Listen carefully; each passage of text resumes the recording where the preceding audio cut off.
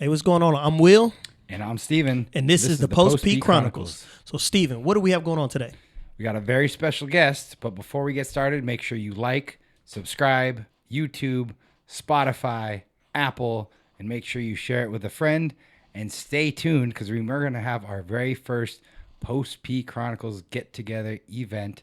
And so we're going to have a cool hangout. But today, we're a very special guest. His name is Niko Garcia. What's going on, Niko? How you guys doing? Thanks for having me. Man, thank you for coming, man. Pleasure. For blessing us with your presence. So, like we say to everyone, tell us your story. Where'd you grow up at? So I grew up in Imperial Beach, San Diego. Okay. And how was that growing up right next to the beach? Or did you grow up right next to the beach? I never lived 2 blocks away from the beach until I was about 18. Oh, I loved it. man. Grew up surfing, and I was just always at the beach. Okay. So, let's see. You grew up in Imperial Beach. What was it like? What school did you go to? So you want me to start from elementary? Yeah, tell us about Imperial Beach, because me Imperial personally, Beach yeah, go ahead. was a lot smaller when you were growing up. Now there's a flood of people moving in there. Way different. Southern San Diego. But back then, Imperial Beach is 1 or 2 cities away from the border before you hit Mexico. So it had a really negative connotation, right? Yeah. So tell us about growing up in Imperial Beach, what it was like when you were growing up. So when I was growing up, it was very, very locals only. Everybody knew everybody, and like you said, it was definitely not how it is today. But it was good, and it was nice living next to the beach. All the way up until I got in high school. But from there until I got into high school, I had a good childhood. I went to Westview Elementary, Mar Vista Middle, and then Mar Vista High School. Okay. What was your relationship with your dad and your mom? So they've always been separated since I was little. Mm-hmm. But I have a good relationship with both. So nothing negative in that area. Okay. Well, nothing negative. Well, tell us something positive. How was it growing up with your dad? Like, what you guys do for fun? Honestly, my dad was a workaholic. He still is till this day. He owns his own businesses. He's in the car rental industry. And he's been doing that since I was a baby. And that's what I remember growing up is I would go to work with him. So your parents were separated, but I take it you spent most of the time with your dad then. Honestly, most of the time I spent with my mom, but I wanted to be with my dad a lot, probably because I didn't see him a lot. But I would always go with him on the weekends or days that I could. But I mainly grew up with my mom. And my mom, she did a lot of different things. She worked all over Imperial Beach, different restaurants, bars. She used to be a surf instructor at YMCA. She worked at the Tijuana Estuary. She was a ranger for a couple of years. She did it all. Everybody knew us. Right. Yes. Which wasn't always a good thing. Now, when you say us, did you have any siblings or were just you? Yeah, so, and he's a big part of my life was I have an older brother. Mm-hmm. And we grew up together. I do have 3 other siblings, but they're younger and they come from a different mom. Okay. Yeah. Well, you say your brother's a big part of your life. Tell us about your brother. First of all, what's his name? His name's Sebastian. Sebastian. Okay, what's going on, Sebastian? Tell us about Sebastian. You said he's a big part of your life, big part of your story. Yes. So he was actually, he got incarcerated too. He just got out. He did 10 years in the feds.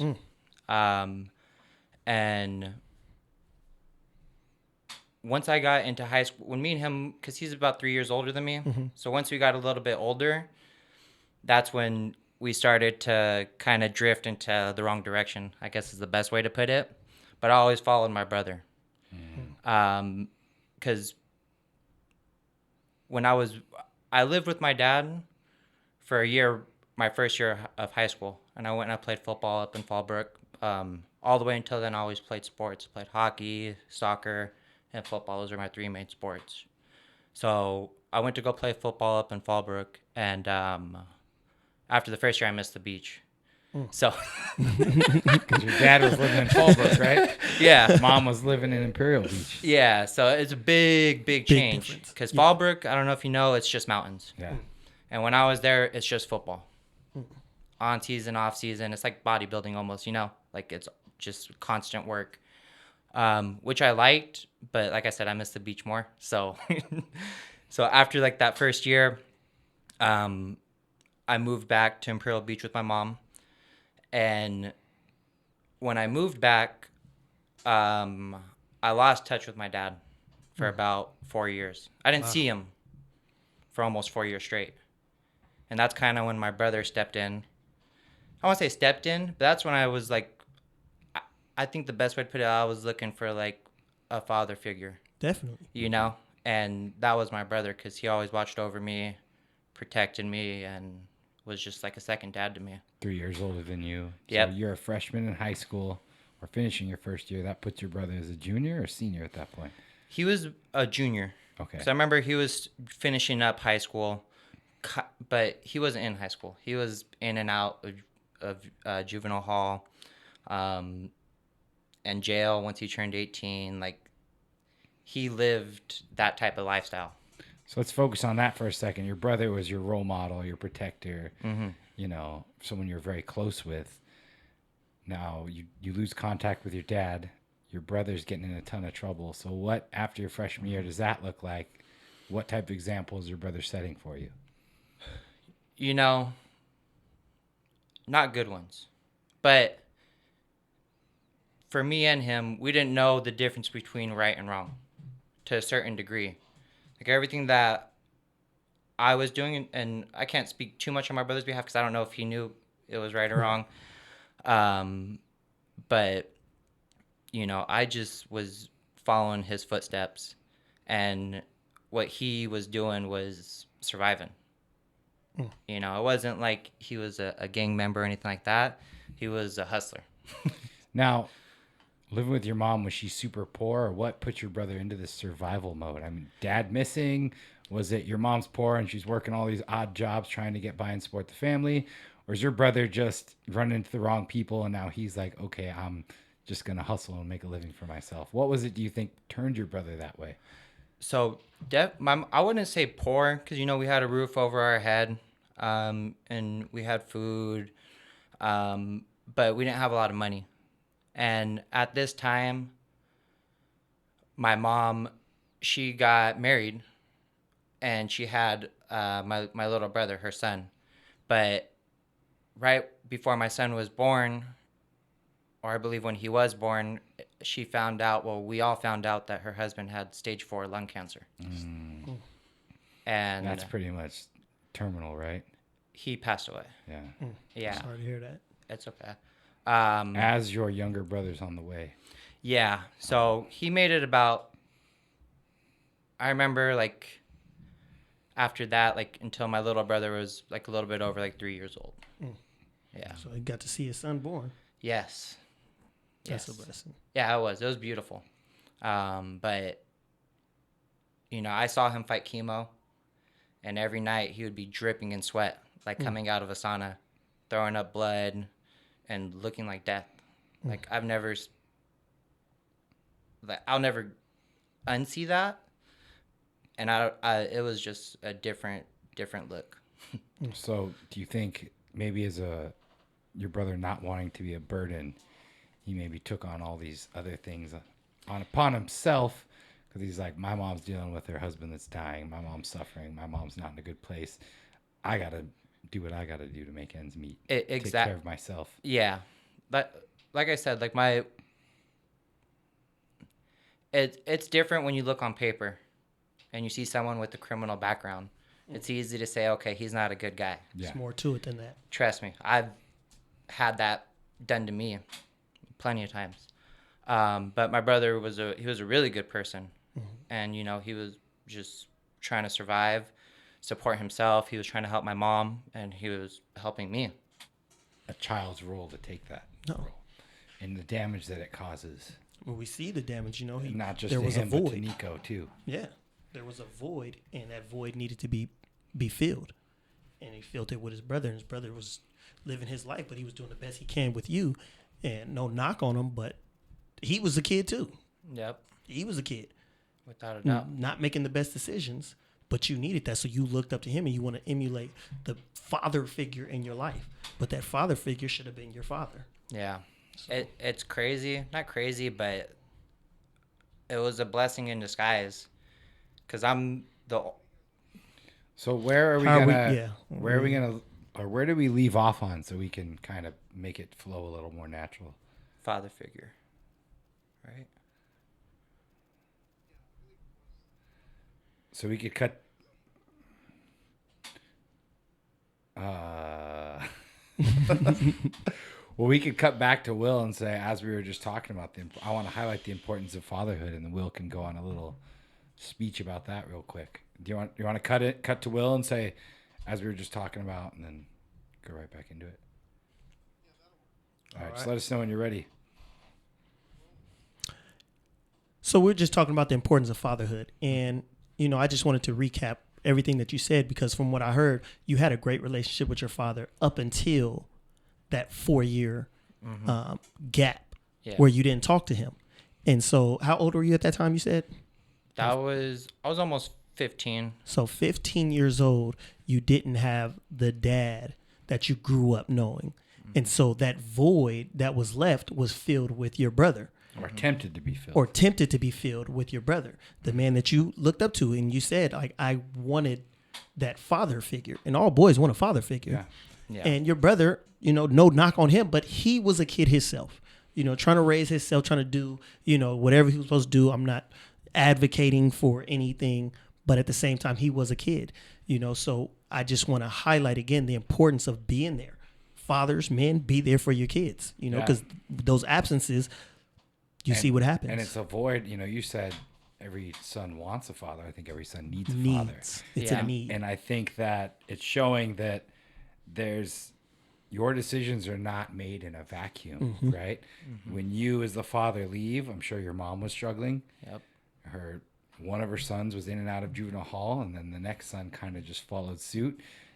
Everything just kind of collapsed on her, and it's just like, and let's be honest, mothers do probably the hardest job out there, much harder than being a father. Yeah. But the role that a father plays is vital, and a mother can't do what a father does, and a father can't do what a mother does. Facts. Agreed. It takes 2 eggs to make an omelet. Yes. It takes two parents to raise a child. And so props to your brother for attempting, but obviously what happens next in your brother's life? So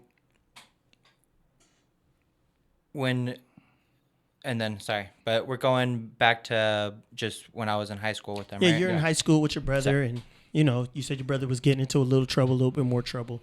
And, how does that culminate? He was getting in a lot of trouble. So, not even lying, like, throughout high school, every couple of months, I would go to his house or in the morning, and his house was raided. And he's in jail. Talking drugs, we talking weapons, we talking gang affiliation. What do you mean? Everything? It's, like I said, he wasn't, really about being affiliated with gangs. It was just more... Getting money. Exactly. The drugs, the guns, which isn't good, obviously. No, but he getting money. Yeah. But that's what he was getting in trouble for. You say his house, young man living on his own? He had his own house. Okay. And more than one. So it's... he was getting money. He was getting it. So that's what... Seeing that and not knowing, like I said, not knowing from what right and wrong is, right. That's what I'm thinking I need to do to make it. Mm-hmm. That's what I'm looking at. Even though he's getting in trouble, he's still coming out, and... You've seen all the good that's coming his way. Exactly. There's bad and there's good, right? Yeah. But yeah, so just throughout high school, that's what I lived, was being with him, living that life. Mm-hmm. 'Cause I was his right-hand man. Right. So we're talking about your brother a lot, but this is Niko's story. Yes. Mm-hmm. Yes. So tell us more about your experience when you basically got off the porch, when you really started to get into the same life that your brother was getting into. So how was that experience? When did that begin? Yeah, so it was I don't want to say it's funny, but everything catches back up to you. So I'm doing this for so long and following my brother's footsteps, but I'm not getting in trouble. So I was never in trouble as a juvenile. I never had a juvenile record. And right before I turned 18, this was when I got in trouble and I caught my first case. I got in trouble for a residential burglary. And that's very bad. Yeah, to say the least, yes. So it's bad to the extent where you could be a career criminal and have a lot of, crimes committed, and people don't get what I got, which was a strike. And that's what I got, was a strike. So that's how serious it was. And at the time, I didn't know that it was that serious. Right. So let's talk about the residential burglary really quick. Is that your first time? As you've been doing it, or is it just drugs and weapons up to that point, and now you're trying to attempt residential burglary? Or what's going on in your life at that point that leads to the residential burglary? Yeah, to be honest, when, like I said, everything catches back up to you, that wasn't something that, I was doing. That was just one night. I was drunk. I was being stupid, and I was with the wrong crowd, and I was following what they were doing, and that's how I got in trouble. For that. I didn't get in trouble for all the other things that I did. But when that did happen, and, it got brought to the court, it started becoming real. The detective that took me in was my high school cop. And he was like, I've been waiting to get you for a long time. Wow. Officer Reinick. I swear. That's what he told me when he took me in. So it was coming. Yeah, it was coming. So it came. Yep. You arrested 18th? Yeah, so this happened before I was 18. Okay. But they charged me as an adult because my birthday was right around the corner. Right. So pretty much when I was 18, yeah. Okay. And how was that experience? I mean, tell us about that. They throw the cuffs on you. They throw you in jail. Juvenile hall, I'm assuming at first? Nope. Oh, they threw you straight to the county jail. So, and a lot of people have asked me this, but this is how I got into fitness. This is when I got a gym membership, and I first entered the gym was because I knew that I was gonna have to protect yourself. Yep. So it was survival for me. I was small. I was like $150. I was at the time 17, and I'm looking at prison. Not county jail, prison. Right. So that's what got me into the gym. In the beginning, was like, okay, I need to, I need to be a man. Yeah. That's what my mentality was. How long did you have in the gym knowing that the sentence was coming? Not too long. I had a couple of months. So, I just started going, just why not, I was like, I got to start.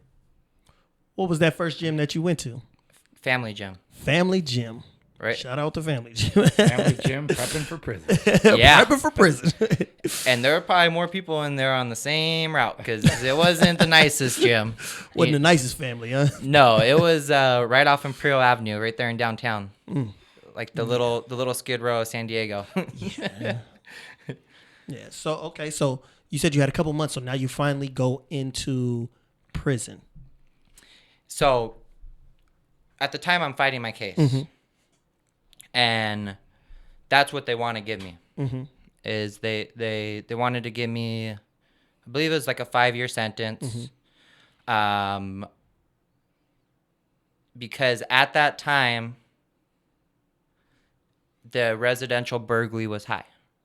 Right. There's a lot of residential burglaries in San Diego at the time. So the judge said, I want to make an example out of you. Right.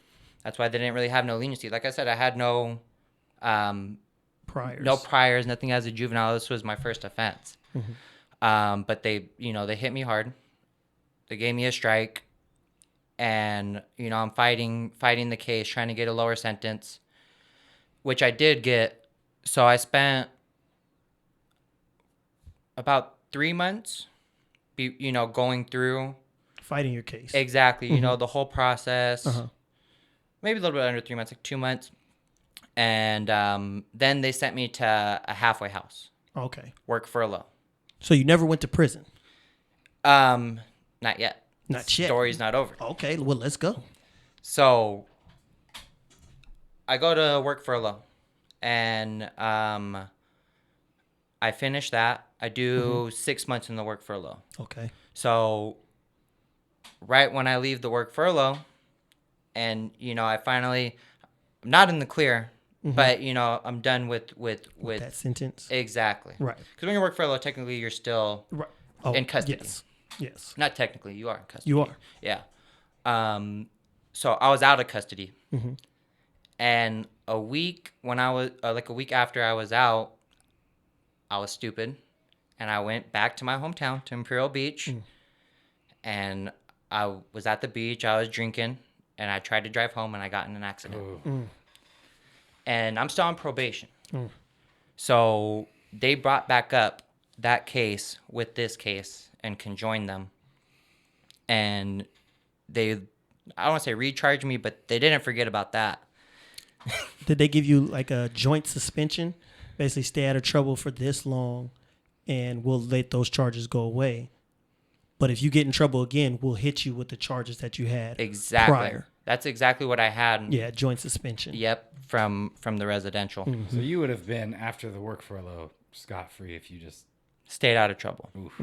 Yeah. And you're 18 at this point? Yep, almost 19. Okay. Because right before I turned 19 was when that happened. And I got into my accident, and that's when they sent me to prison. So they made me do local prison, because this was the time when the prisons were overflooded. Very. Yes. And which wasn't good, believe it or not, being in local versus just Now, when you being in say regular local, prison. Are you talking about Donovan? No. So local, they at George Bailey. Oh, you talking about county jail? I was in county, but serving your local term prison. in the county jail. I remember when they was up to 5-10 years in the county jail. And that's often worse than prison. Oh, that's so much worse than prison. So people were talking about it, and they're like, man, like, if you're doing local prison, that's not good, because people are doing 5-10 years. They're not getting what they would get in prison. It's way worse. It's expensive. Yes. It's extremely expensive to be in the county jail for that long of time. You get no contact visits the whole time you're in there. Yep. In the visits you do get, all behind glass, and you get, it's often, but it's all behind glass. You don't get to hug your family. And there's not as much organization and law. There's order. not. It's Right. just Yeah. because there's new people coming in all the free-for-all, time, and so it's a everyone's trying to free make for a all. name for themselves. Yes. So it's more dangerous You're not gonna die as far as fights. Yeah, as Yes. far as you'll fight more, you not the real horrendous Yeah. stuff, but it sucks. It sucks. Yeah. You can definitely feel like more tension, if that makes sense. Yeah. Within there, with the crowd diamond, people serving the local time, because everybody's more stressed out. Yeah. They're like, shit, I got to do this amount of years in here with everything that you just said that they don't get. Yeah. So How was it? it was terrible. It was the worst time of my life. And, oh, man, just every day felt like forever. Not being able to go to your own fridge, walk outside, go to a grocery store. Like, that's when you start realizing, like, man, like, I'm really taking a lot of stuff for life and granted. Like, a lot, even the small things, But yeah, so every day was a struggle, and I'm still, fresh 19, still trying to find my way. I'm still new to it, you know, and because a lot of people in there, you know, they're older and this isn't nothing new for them. Mm-hmm. So I'm just trying to survive.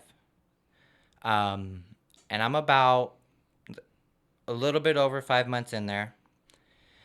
And,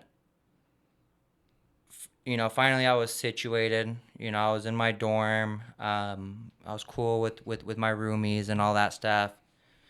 And that week, you know, I applied to be a trustee. And, you know, that's where you work and you're able to work and you get a little bit more freedom. So I remember this because I applied for that. And one night I'm inside my cell. And it was just one of those days where, man, it was a really hard day, right? And I remember before going to bed, I was praying and praying and praying. And I was like, you know, dear God, I don't know how, but I was like, please, like, get me out of here. I kid you not, I'll never forget this. And like 3 o'clock in the morning, you know, they buzz and they're like, Garcia, roll your shit out. And I'm like waking up and, you know, and they're still telling me like, Garcia, get your stuff, get your stuff.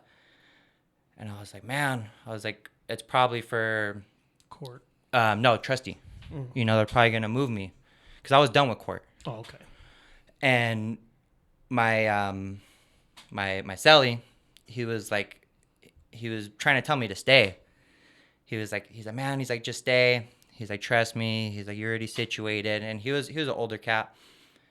He's like, just stay. And I don't know, like something was just like telling me to go, right? Because he was like, last time he was like, you could roll your stuff out and get out, or he's like, or I'm gonna just leave it. And I don't know, something just told me to roll my stuff, and I was like, all right, I'm gonna go. So I roll my stuff, and they're transferring me, and they transfer me all the way to downtown. And I was like, this is not to be a trustee, right? And they put me in the release tank. And what I thought was that they messed up, because that happens, especially, you know, them being overpopulated. I was like, man, they got me mixed up with a different inmate. I was like, there's no way I'm gonna get out because Wrong I still Garcia. got exactly. And there's a lot of Garcias, right? You know, I still had a lot of time left, and you know, I kept asking the guard to the point where he was just like, leave me alone. That's a nice way of me pitting it for him. But I just didn't believe it. And then they gave me all my stuff. And I was like, oh shit, like this is really happening. So 5 months, Yep. they call you and release you of a 5-year sentence. Of a 3-year sentence. 3-year sentence. Yep. And they paroled me. I don't know why. I honestly don't know. Like, it's something that I can't explain. But you're not going to stick around and ask questions. No. You sure? Oh, sure? Yeah. No, so they paroled me out, and they sent me back to work furlough, which to me was amazing. It was more than amazing. It was, yes. you know, I back in my clothes, back to work, back to school. Where'd you live in the work furlough? Where did you live? Ocean View Boulevard. Ocean View Boulevard. Yep. Like in a halfway house, like Yep. MCRP. So it's a halfway house. It's right going into Shelltown. Okay. Like right over that bridge, right there on Ocean View Boulevard. There's like a building right there, and they have it's half and half. They have federales, Federals, and then exactly, and then people State. in the program. Yeah. yeah. So that's where they sent me, and I finished off a year there, which allowed me to go back to school to become a trainer.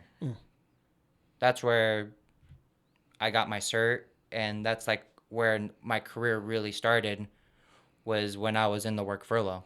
So is this 20, 21 years old now? So yeah, I'm like almost 21. So 5 months work furlough, get out, DUI, traffic accident, 5 months prison, and 1 year work furlough, and now you're out pursuing personal training. Yep. Tell us about that. And that was when I knew that this was my second chance. I was like, all right, I messed up the first time. I got out and I messed up a second time. This is my third chance, actually, right? So I was like, I need to pursue a better life. Mm-hmm. That's what my mindset was. And that's what I always got out of the gym. It would take me away from all of that stuff. It gave me a different mentality. It kept me thinking good. And, that's how I really fell in love with it, was because of the escape from the other life I was living. So the gym started off as a survival mode for you. First time you said you went into the gym was because you knew you was going to prison and you needed to beef up, protect yourself. It was a survival thing. And then you get out after a couple of hiccups, and now you get your personal training certification, and now the gym is not just survival, you're thriving. It's my life. It's your life. So tell us about your life. Let's talk about that. And the first gym you worked at. What was the first gym you worked at? At Crunch. Crunch Fitness. Plaza Bonita Mall. Terrible. Is that even there anymore? It's still there. Okay. So it's interesting because at the time, when I got through all that, I felt like it took everything away from me. But it gave me everything for where I'm at right now. It changed my way of living, the way I think, and that's how I got on the good route. So Crunch was my first gym that I worked at, and that's actually where I met my ex-wife that I had my daughter with. And so that was one big thing that I got out of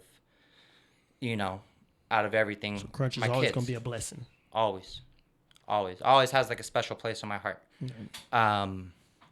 But that was the first gym I worked at. Then after that, I worked 24-hour fitness.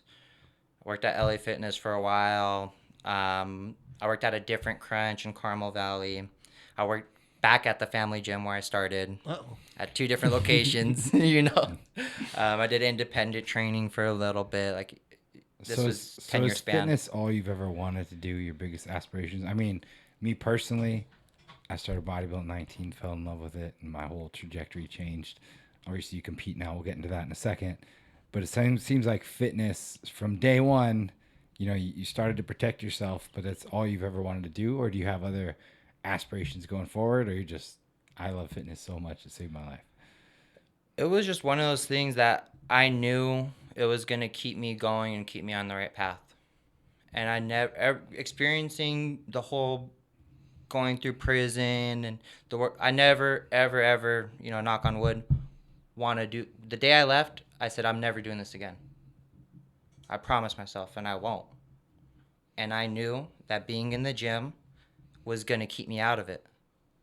I've been 10 years straight. Even when my kids were born, I probably took like 2 or 3 days off in the gym. Like, not even lying. No paternity leave for you, huh? No, not for my workouts, Not for the workouts. But yeah, it was just one of those things where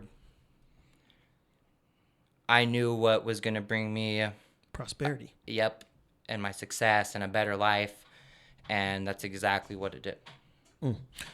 So let's talk about your daughter, man. Your dad, man. You got kids. What's going on? How is that? I see the smile creep up on you. As soon as I said it, the smile just broke out on your face. Tell us about your kids, man. Man, whew. Everything. It's my life. Elaborate. What's going on? Tell me about them. What's going on? What do you love to old? do with them? How old? Yeah. So my daughter, she's 4. Okay. Just turned 4. and my son, he's about to turn 6. Okay. And they're amazing. You know, they give you that unconditional love, the trust. It's just, man, it's almost unexplainable in a sense, you know. Right. But being a dad, and ever since I had my kids, was when I was like, okay, if I want to break away from fitness, I can now. Right. With my kids. And that's, like I said, you know, they're everything to me. Let me ask you this. It's kind of a 3-part question. Okay. Now, you've been out for a while. You said your brother's currently incarcerated. He just got out like 2 years ago. So how's your relationship with your brother, your mother, and your father now? So, I'm not going to lie, because I ain't going to do anybody good. Please don't. We don't want you to lie. Yeah. So, my relationship with my brother right now isn't good. I haven't talked to him for a while. And that's something I don't want to talk about. Okay. You know, just because it's not only involving me, and I don't want to talk about, you know, other people. My relationship with my dad is very good. He's my best friend. Backtracking a little bit, you know, I didn't see him for that 4 years. When I started going through all of that and I got in trouble, that's when he came back in my life. And that's when he was there, and he, you know, he's been there since, and he's helped me get through a lot of stuff. So my relationship with my dad is good. And the relationship with my mom is good too. But she just lives up in Julian, so I don't see her as often as I want to. Okay. But yeah, but still good. Okay. Well, now tell us about the other passion in your life, because for people who don't know, Niko is a bodybuilder. I'm fresh, you know. I always wanted to do it. About 5 years ago was when I wanted to pursue it, and I started getting interest in it. But that's when I had my son and my daughter. So when that happened, that was out of the question. Right. Fast forward, well, last year was when I did my first year of competing. Okay. And I did 3 shows within 10 months. Did you get the bug? Yes. Love it? You got more shows on the horizon? What's going on? Yes. So I'm going to compete again in December. And just go from there, of course. You know, see how that show goes. And it's definitely something that I want to pursue and keep doing. Just because I love it. It's not, I'm not, oh, I want to be the best. I want to be the best athlete in the world. I want to be the best version of myself. Mm-hmm. And that's what prep gets out of me.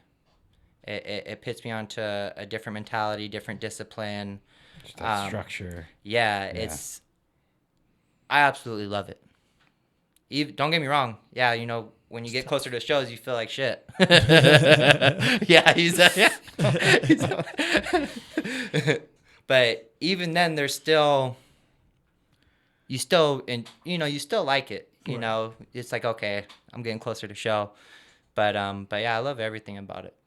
Yeah, it's almost everything in my life gets better while I'm prepping for a show, because you have to be structured and plan. Like, I know everything I'm doing tomorrow. I know when I'm waking up. I know I'm doing my cardio. I know when I'm training. I know I'm doing my second session. And all your ducks have to be in a row to be successful. So your life is just, you're on it. Yes. You know? And I can see that is definitely a perk of getting ready for a show. It's not easy, but I understand that feeling. I love the structure of it. Yes. Yeah. Yep. So now you're no longer working for any other gym corporation. You have your own business. Tell us about that. So yeah, you know, I'm an independent trainer, but I train outside of. Yeah. So where are you training at? The best gym in San Diego. There you go. And what gym is that? Yeah. What gym is that? the gym, Chula Vista. There you go. And let me emphasize Chula Vista. All right. CV. That's Taking right. over 3rd Avenue. You know? That's right. And it's a good moment for me to say it. Like, thank you. You know, the the gym, and I'm sure it's not just for me. It's a blessing, man. If you've been in the industry, you know most gyms don't do what the gym does in so many different ways. But this is what allows me to work for myself, but still have access to equipment, still have access to a gym, which is huge. Being an independent trainer, it's hard because you don't have all this equipment. You don't have these luxuries, and that's expensive. It's like Or you got to pay a ridiculous overhead and trainer rent. Yeah, exactly. It's not easy, but you guys make it a lot easier. And like I said, it's a huge blessing, and man, I love it here. It's how I feed my kids, how I pay my bills, how I take care of myself. Like, it's a huge part of my life, and it's honestly, it's like my second home. and you're there all day, every day. And Yes. this man says he doesn't miss a workout. He doesn't Yes. miss No a paternity workout. leave, nothing. Yeah. Nothing. And we want to thank you too, because with awesome trainers like you build Thank the you. community that makes our gym so special and gets people to keep coming through. So it's a reciprocal relationship. We build the good gym, but the good people that work out in it is what makes it what it really is. And that's what we feel in there. It's not. It's the success is no mistake. No. That it's like I said, it's not just me that probably feels like this, and it just shows. Yeah, and you've worked at every gym, corporate, big Every and gym. small. At a lot of them. And I'm yes. sure you can't capture that community feel like you do here, right? Never. Yeah. And that was always, because I've been up on the ladder, running my own clubs, working towards to become a VP. I've been in a spot where, my spot's a 6-figure spot. I'm taking care of benefits, kids, everything, which is nice. And money is obviously a necessity. For me, that's not what makes me happy, and that's not my life. It's my kids, being able to do what I love, and doing what I'm doing. And like I said, that's what the gym allows me to do. So thank you for that. Thank you. You can build a great gym or a good gym, but the people make it a great gym. Absolutely. So it's a partnership. It is. You already know. When we're in there, it's like it's like family in there. I always say we took the other place's motto: when you're here, you're family. Yeah. Restaurant joint. Yeah, this one place. So what's in the plans for the future? You got a show in December. Yes. Are we going to keep personal training? Do we want to other business ventures? Do you want to give back to the community and help the less fortunate that may have not had a father like you did? What's going on in Niko Garcia's life? So, for my future, and I'm going to give you a little of what I can from it, because I don't want to give you not an answer, but it's just the way I live my life. And like I know that God knows my future, right? Not every day is promised. So for me to think so far ahead is I don't really do that, because I just want to take it day by day. And it's meeting people when opportunities present itself. That's how I've always been. I always will take an opportunity. But as of right now, I'm training.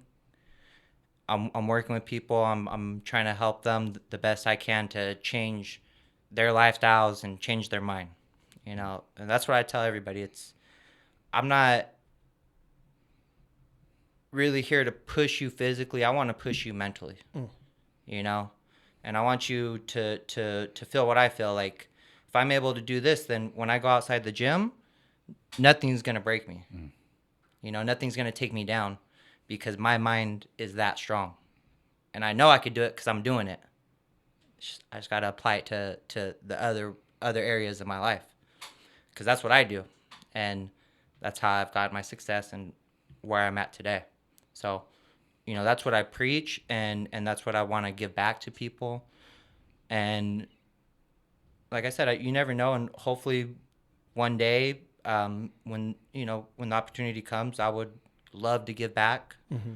You know, I know that that's one of my purposes here on earth, is I spent so long taking away from people, and it got me nowhere. It got me to prison, and I didn't feel good. And once I started doing this and I was able to give back, that's what fulfills me as a coach and as a trainer. And that's what I love. And that's another thing that I fell in love with, being a trainer. You're also doing it as being a father too, giving back and presenting your kids the opportunity that you never had, and a father figure that they never had. Yeah. And, when we were talking about it earlier, that I was going to say, like, when my father split from me, for those couple of years, to me, it was a blessing in disguise, because I had kids, and I'm the only sibling from my parents to have kids. And I know I'm going to be the best father that I can for them every single day. And that's something that, they don't have to worry about. They're always going to have their father there. No, that's amazing, bro. That's really amazing. And it's been a pleasure to meet you, to hear your story. For you coming here and telling us your story, we really appreciate it. So people can reach you at Niko Nater on IG, Niko_Nater. It's Coach Niko Nater. Coach, y'all heard it. Coach Niko Nater. If you need some personal training, nutrition. I do. Nutrition, personal training, and some therapy as well. He said he wanted to exercise your body, you want to exercise your mind. That's the therapy. That's the therapy. There you go. So you got all of that only at TG, the gym, sponsored by TG, the gym. And like Steven said, the gym, Chula Vista. And like Steven said, like, subscribe, do all of that. Stay tuned, share everything under the sun. Do it all. We got Apple Music. We got Spotify. We got on YouTube. postpchronicles.com. Multiple ways to see what we have going on. And stay tuned, because we got some great things coming up. All right. So, Niko, thank you for coming through, bro. We really appreciate you. And as always, I'm Will. And I'm Steven. And this is the Post P Chronicles.